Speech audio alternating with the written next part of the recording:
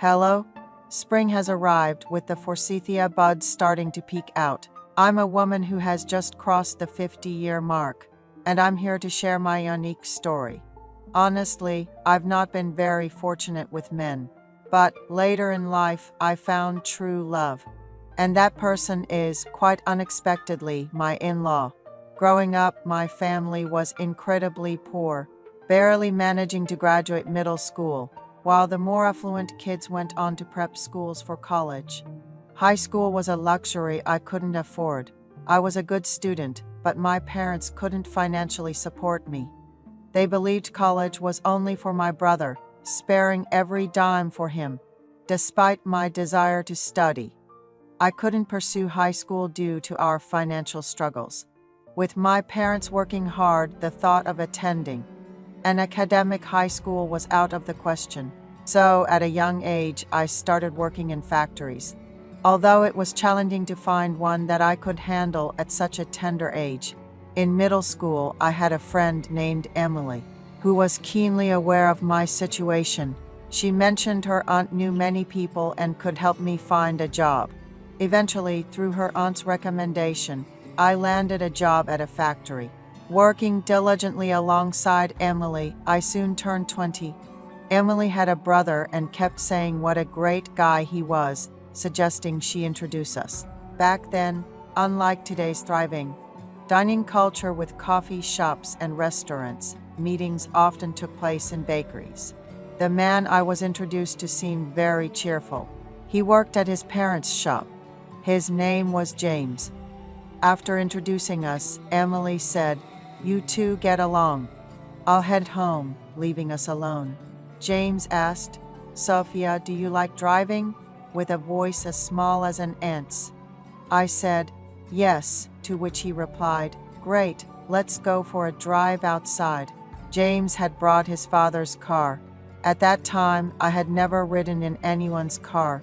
My entire commuting experience was limited to city buses, and though I dreamed of saving up for a train trip, I hadn't even been on a train.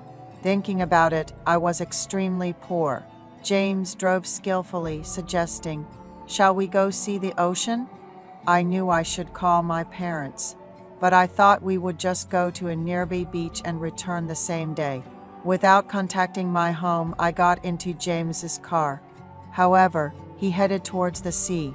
When I asked why we were going so far, he said he wanted to take me somewhere with clear sea water and watch the sunrise together. I was naive.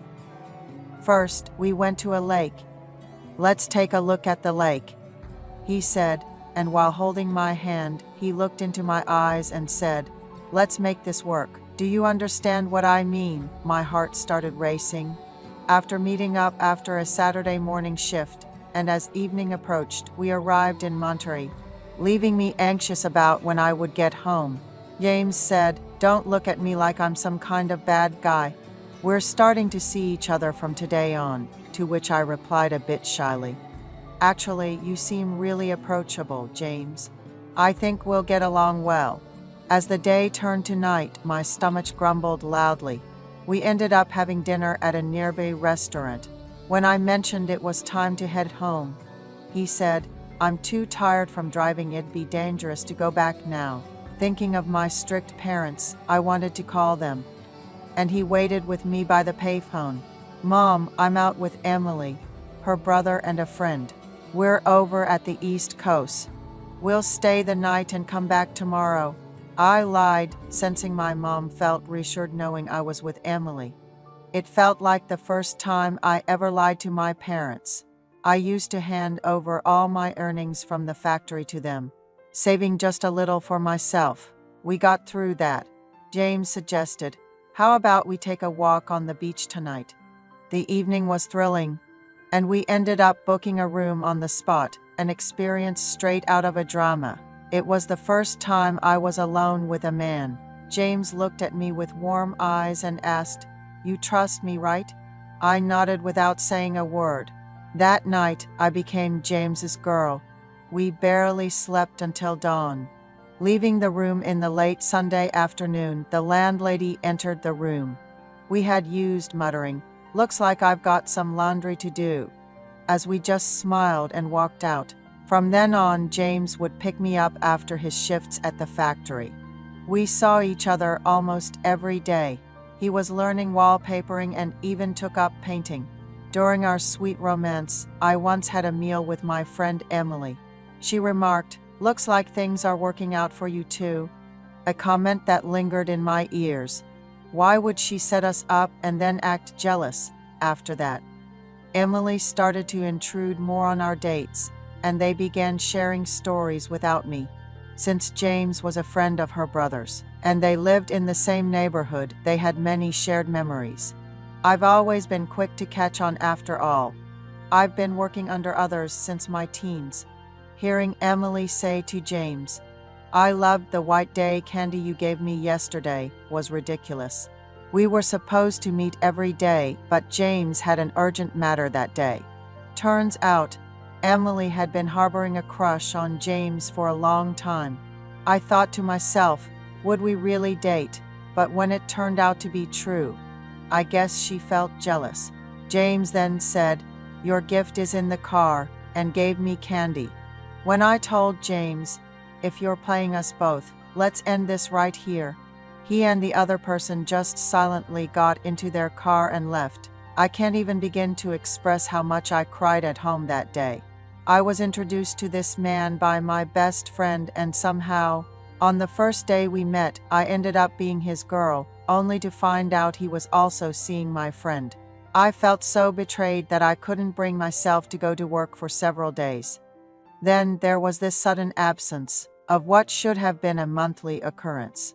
Waiting brought no news, so I visited the local clinic. The result was that I was pregnant. Seeing the vigorous heartbeat of the baby gave me a new sense of hope. I didn't reach out to James. I completely cut ties with Emily as well. With my parents' support, I raised my daughter. She was incredibly smart, perhaps inheriting it from me. She could do addition at a very young age, and if you taught her one thing, she'd learn 5. Eventually, I was introduced to a man by someone I knew. He was an older, wealthy man who had lost his wife. He felt for my situation and was eager to marry quickly, wanting to raise my daughter together. Fortunately, we got married before my daughter started elementary school, marking my first official marriage. His children were all settled and had been provided with enough to live comfortably. My daughter never missed being at the top of her class in school. She was my everything, my hope. During these happy times, my husband was diagnosed with cancer, not long after my daughter got accepted into a prestigious university. He was an older man but had always been in good health, so it felt like a bolt out of the blue. He left us a substantial inheritance before passing away in front of the whole family, without any disputes over his will. Our daughter, having been an exemplary student, deeply felt the absence of her father. I promised her, "Let's only hold on to the good memories of Dad. Let's try to be strong." I never expected what happened next.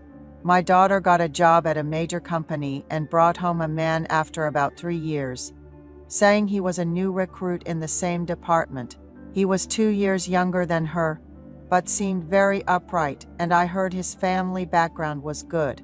My daughter dated him, and 2 years later, they were planning a wedding. The groom's father was quite the gentleman. However, the mother-in-law was absent. I learned she had sadly passed away 2 years prior. We exchanged contacts since we had to proceed with the wedding. Without a spouse on one side, the kids, being busy with work, suggested that if there were decisions to be made by the adults, we should communicate comfortably. Amidst the busy wedding preparations, I received a call from the groom's father wanting to discuss something about the wedding. We met at a cafe in the afternoon to talk it over. He was quite the gentleman about it. That day, we decided to move from our casual chat to grabbing a drink together. Since the trendy bars frequented by the younger crowd weren't an option, and my daughter was away on a business trip, I invited them over to my place. My in-laws seemed a bit hesitant, wondering if it was all right to come over. My house is always spotless, thanks to the daily efforts of our cleaning lady. So I reassured them it was fine. Upon arriving, my in-law was visibly impressed by the cleanliness of our home. We lost track of time sharing stories about raising kids and the struggles of our youth, not realizing it was past midnight. I offered them to stay in the guest room if they didn't want to head back home late, and that's when they hesitated, asking if it was possible for us to find comfort in each other's company, given our shared loneliness. I welcomed the idea, and we promised to keep our relationship a secret. My in-law turned out to be quite the catch, healthy, masculine, and incredibly charming, to the point where I wished I could see them every day. After our children got married, my in-laws started spending more time at our place, almost like we were newlyweds, while our kids lived in their own homes, visiting only on weekends for meals. One day, we even joked about meeting up all together instead of separately.